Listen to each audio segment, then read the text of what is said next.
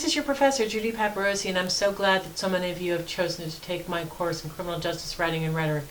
I really believe that the most important thing students can leave college with are very strong writing skills. And when I was in college, I had terrible writing skills, and I couldn't believe the mistakes I was making. And for some reason, I was able to get a job as an adjunct professor back when I was 21, 22 years old at a community college, thanks to my sister and her department chair. And I taught this exact same course. It was called Basic Writing Skills. And what I found was that most students leave grammar school and high school without basic writing skills.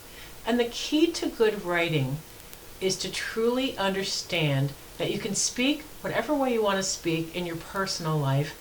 In your professional life, you have to write and speak basically what we call standard English. That means we don't begin a sentence with me and him because that's incorrect, like we were looking at last week. But I wanted to talk to you about the most basic strength a writer has. And the most basic strength a good writer has is he or she knows how to compose a sentence. In fact, he or she knows how to write a sentence that is grammatically correct. What is a sentence? A lot of us think a sentence can begin with the word like meaning.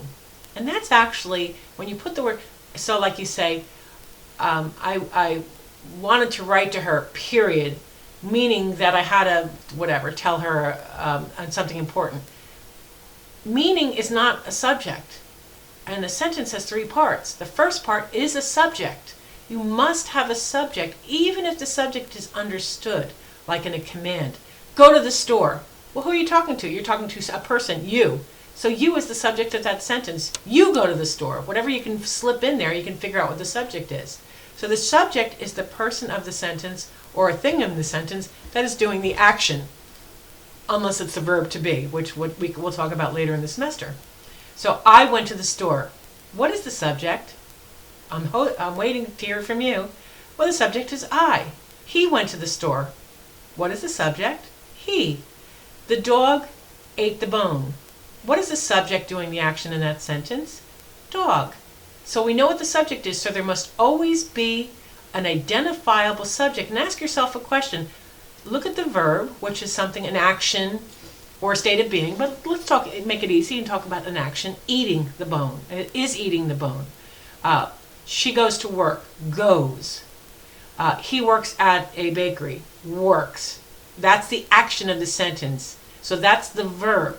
So the subject does the action of the sentence. The verb is the action of the sentence. But of course we have the verb is, which has no action. But we'll get into that later, as I said in the semester. And who receives the action? Well, that doesn't matter. Because you can say, who works there? You can say John works there.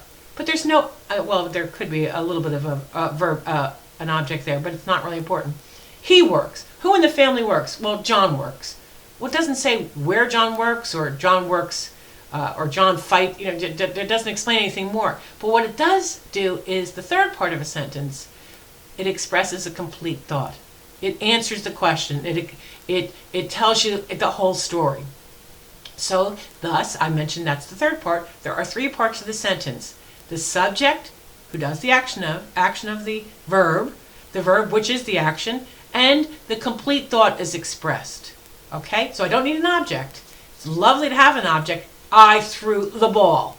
I threw it to him. So I threw the ball. I am the subject. Threw is the action or the verb. And him, I threw it to him. He's an indirect object, but I actually threw the ball to him. The ball is a direct object. So there's all different parts, but what you must remember most importantly, is there a subject doing the action? Is there a verb, the action itself? And does it express a complete thought? You don't have you know that what happened because it expresses a complete thought.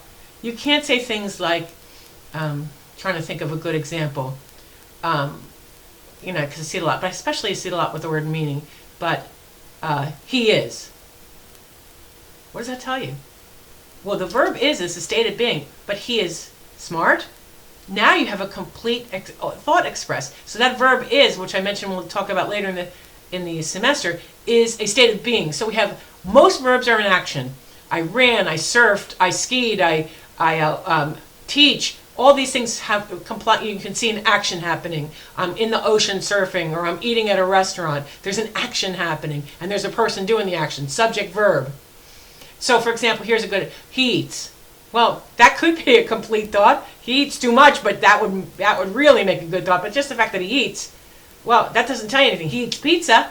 Now I've got a complete thought because I have a complete thought expressed. I have my subject, my verb, and a complete thought. So the key is you must write a strong sentence. And a strong sentence doesn't have to be pretty with a bunch of adjectives. It has to have those three parts.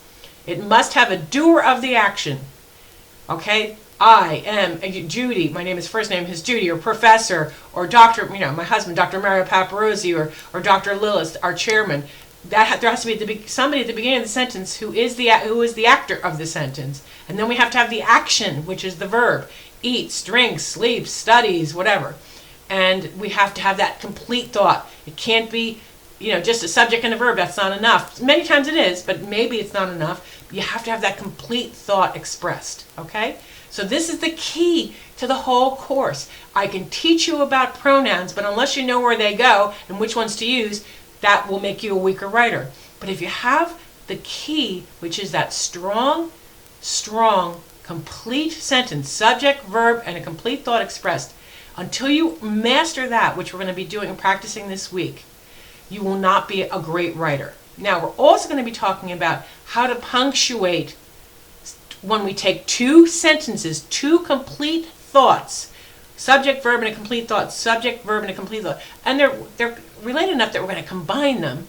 We have to learn how to combine them well. We're going to be talking about that as well, how to punctuate them, or how to separate them with a period, but how to recognize that you have these two complete sentences.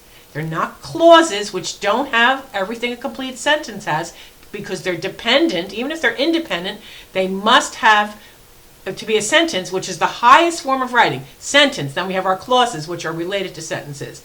Not important, but a clause would be like this. While I was in New York, comma, I went to Rockefeller Center.